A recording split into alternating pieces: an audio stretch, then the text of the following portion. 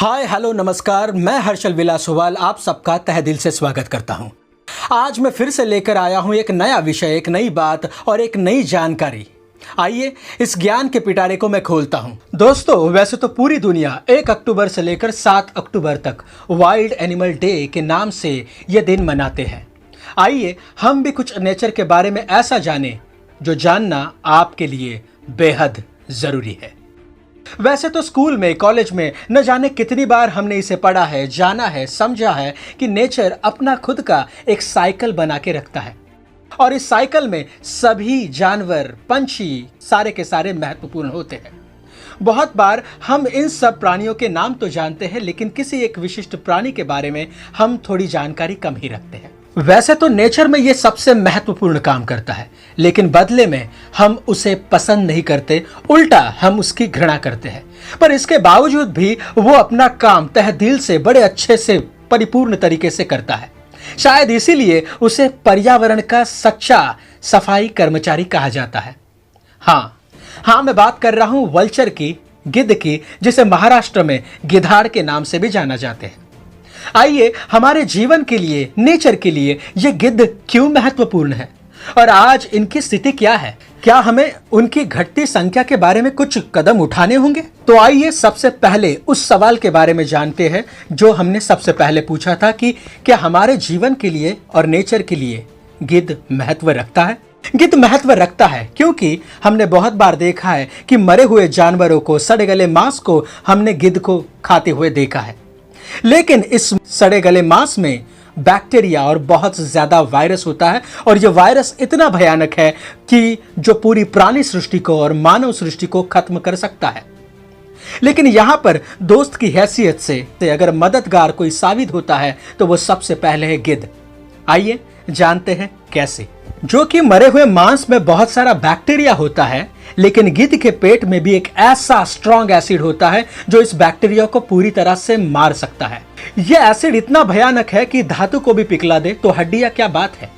Bacteria मारने से फायदा यह होता है कि यह बैक्टीरिया जो हमारे जीवन के लिए घातक है वो घातक नहीं रहता और हमारी सृष्टि बड़ी साफ और सुंदर बन जाती है। लेकिन साइंटिस्ट के रिसर्च से यह भी पाया गया है कि जिस प्रदेश में, जिस विभाग में जहां गिद्ध नहीं होते वहां पर कुछ अजीब सी हरकत होती है। जब ऐसी जगहों पर जहां गिद्ध नहीं है कोई मांस सड़ा गला हो जाता है, वहां बैक्टीरिया पनपने लगता है।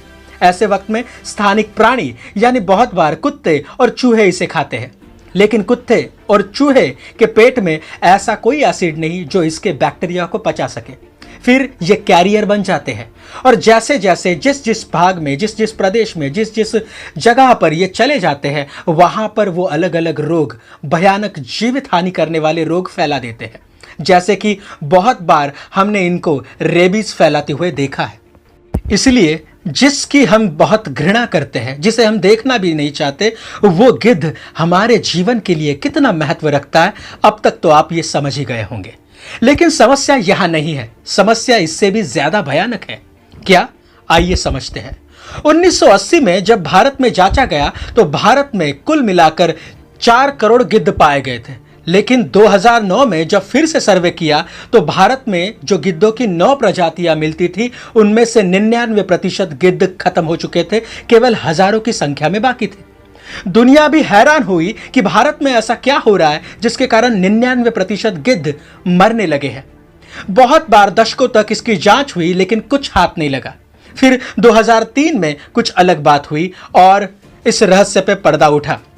होता यह था कि किसानों के यहां पर जो गाय भैंसें रहती थी उनको अगर बीमारी हो गई तो ऐसे वक्त में पूरे भारत में डॉक्टर की तरफ से डाइक्लोफेनेक नाम की एक दवाई दी जाती थी, जिस दवाई के असर के कारण ये भैंसें ठीक तो हो जाती थी लेकिन मरने के बाद भी इसका अंश उनके शरीर में रह जाता था।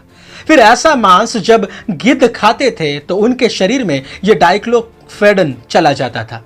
तो उसके कारण जो बैक्टीरिया को पचाने का एसिड रखता था वो मानव निर्मित ये रसायन जिसको हम डाइक्लोफेनेक से जानते हैं वो पचा नहीं पाते थे। उनके लिए वो जहर का काम करता था और इस कारण पूरे भारत में गिद्धों की संख्या धड़ाधड़ खत्म होने लगी। और ये केवल भारत में नहीं होता था, ये साथ साथ दुनिया के और प्रदेशों में जहां गिद्ध को पसंद नहीं किया जाता था वहां मरे हुए जानवरों पर जहर छिड़ककर इन गिद्धों को मारा जाता था। दुनिया भर में यह सिलसिला चालू था तो एक ही वक्त में हजारों, करोड़ों, लाखों की संख्या में गिद्ध मारे जाने लगे। लेकिन भारत ने इस पर कुछ अच्छे कदम भी उठाए। 2006 में यह दवाई बंद कर उसकी जगह अच्छी दवाई लाई। नेपाल और बांग्लादेश ने भी इस नई दवाई को अपनाया और पुरानी वाली को छोड़ दिया। लेकिन वक्त इतना बीत चुका था कि गिद्ध की संख्या बढ़ना अब भी मुश्किल है। हाल ही में असम में एक ही साथ एक ही जगह पर 36 वल्चर यानी गिद्ध मरे पाए गए और उसकी जब जांच हुई तो पता चला जहर के कारण मरे। कम से कम अब तो आपको समस्या की गंभीरता का पता चल गया होगा। अगर जल्द ही अभी भी दुरुस्त कदम नहीं उठाए गए तो इसका खामियाजा सबको भुगतना होगा। पूरे मानव जीवन को भुगतना होगा, पूरी सृष्टि को भुगतना होगा। बाकी आप समझदार हैं, सावधान।